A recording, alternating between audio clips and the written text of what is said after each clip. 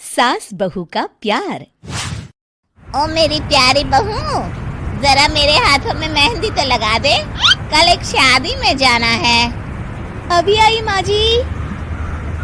माया गिरजा के हाथों में बहुत सुंदर मेहंदी लगा देती है। मैं वारी जावा, ऐसी गुणवान बहू मिली है मुझे। अरे मुझे भी तो इतनी प्यारी सास मिली है। दोनों हंसने लगती हैं।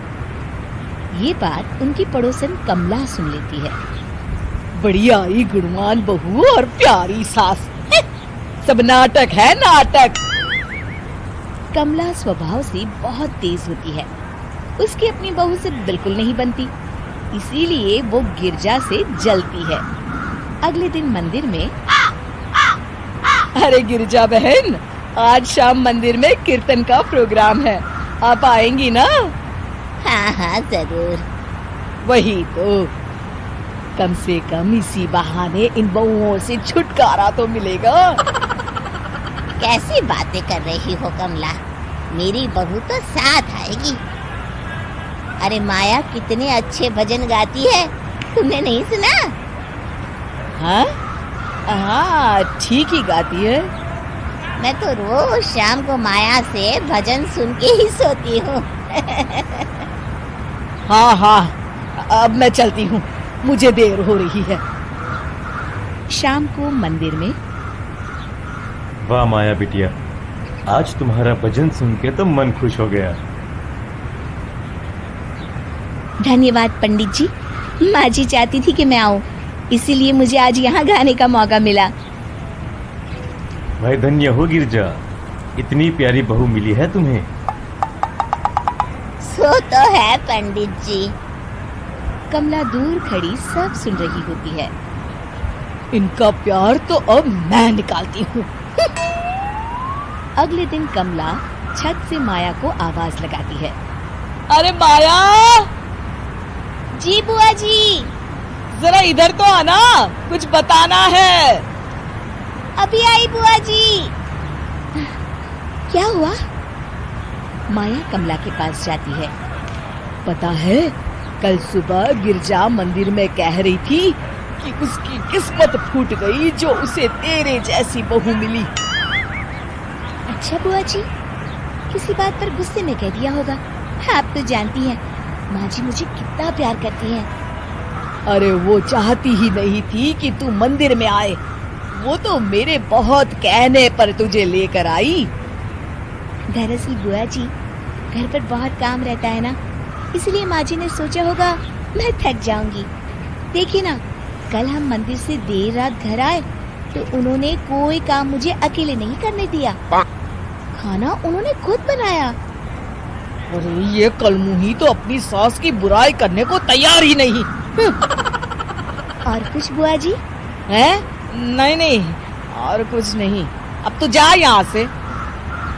अगले दिन मंदिर में, अरे ओ गिरजा, कल तेरी बहू आई थी मेरे पास। माया आई होगी, वो सबसे हंसती बोलती रहती जो है। अरे हंसना बोलना क्या, तुझे कोस रही थी। ऐसा हो ही नहीं सकता, तुझे सुनने में कोई गलती हुई होगी। कसम से गिरजा, वो कह रही थी मुझे तो मेरी सास ने नौकर समझ लिया है। दिन भर घर का काम करती रहती हूँ मैं, और मेरी सास आराम करती है। अरे ज्यादा काम से थक गई होगी तो गुस्से में कह दिया होगा। वैसे भी काम तो वो करती ही है। मुझे आराम की आदत उसी ने लगाई है। हाँ। जो भी हो, थोड़ी नकेल कस ले, बाद में ये बहुएं सास को घर से ही निकाल देती है। कैसी बातें करती हैं कमला, मैं तो कहूँगी तू अपनी बहू के साथ प्यार से रहा कर, इधर उधर की बातों में ज्यादा ध्यान मत दिया कर। बड़ी आई मुझे सिखाने, मैंने तो तेरी भलाई के लिए कहा था, नहीं सुनना तो जा यहाँ से। अगले दिन, क्या हुआ माँ जी? कमला बुआ जी क्या कह रही थी? तू तो जानती है कमला और उसकी बातें। हाँ हाँ, बड़ी परेशान है हमारा प्यार देखकर। अरे ना समझ है वो। दोनों खिलखिलाने लगती हैं। शाम को कमला मंदिर के कोने में अकेली बैठी होती है। क्या हुआ कमला बेटी? पंडित जी, मैं बहुत परेशान हूँ। मेरी बहू मुझे प्यार नहीं करती। वही गिरजा की बहू उस पर जान छिड़कती है। ये तो अपनी अपनी करनी है बेटा।